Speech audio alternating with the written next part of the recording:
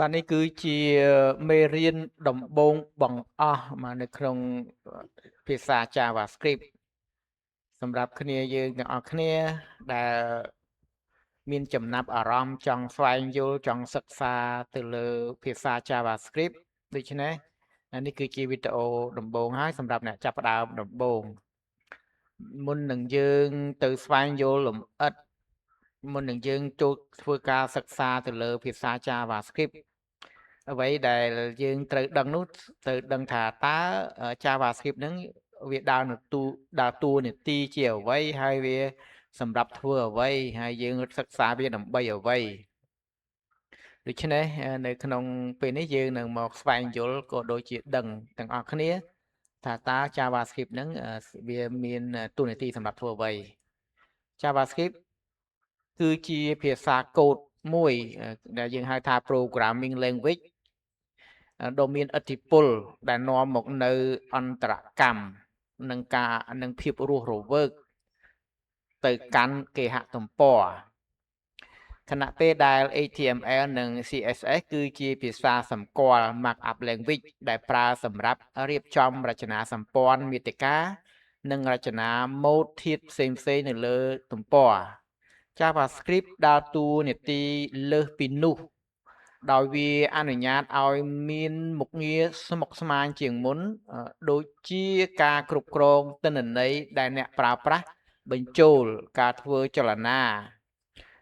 លើធាតុផ្សេងនិងសូម្បីតែការបង្កើតកម្មវិធីគេហទំព័រពេញលេញមួយផងដែរជាឧទាហរណ៍នៅពេលអ្នកចុចคลิกលើប៊ូតុងបញ្ជូនទម្រង់បែបបត់ឬដាក់ម៉ៅពីលើមីនុយ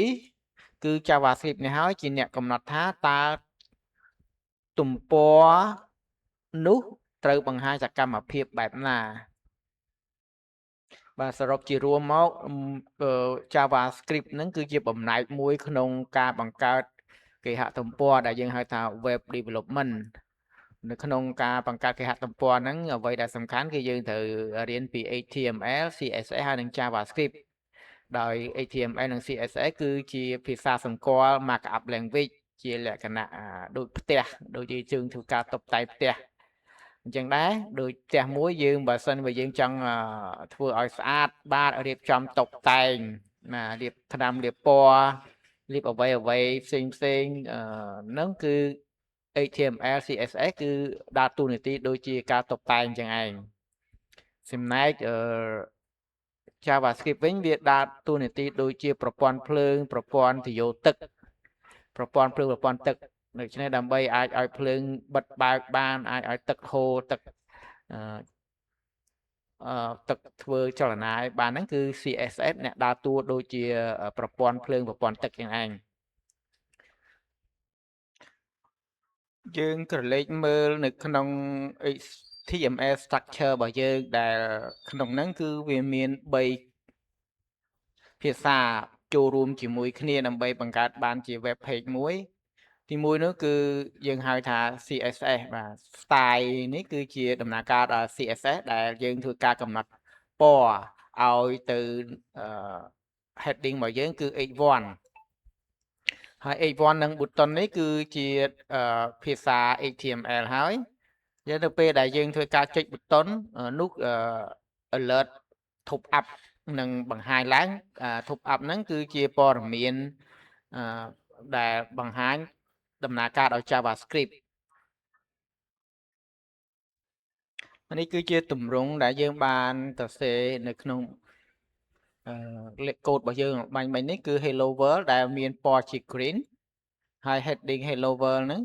ហើយមានប៊ូតុងមួយ click me នៅពេលដែលយើង click ឡើងគឺវានឹងបង្ហាញ alert top up ឡើងគឺប៊ូតុង click បែបនេះបាទនេះគឺជាដំណើរការ3ភាសារួមតែមួយបាទអូខេដូច្នេះអ្វីទៅជា JavaScript បាទ JavaScript គឺយើងបានសិក្សាហើយនៅក្នុងមេរៀននេះគឺបង្កើតឡើងតែត្រឹមនេះទេបាទយើងនឹងធ្វើការសិក្សាបន្តបន្ទាប់ទៅទៀតនៅមេរៀនក្រោយយើងដូច្នេះបងប្អូនកុំភ្លេចជួយ like ជួយ subscribe ម្នាក់មួយផងដើម្បី អាចឲ្យខ្ញុំធ្វើការជាវីដេអូបង្កើតជាមេរៀន JavaScript ពីដើមរហូតដល់ចប់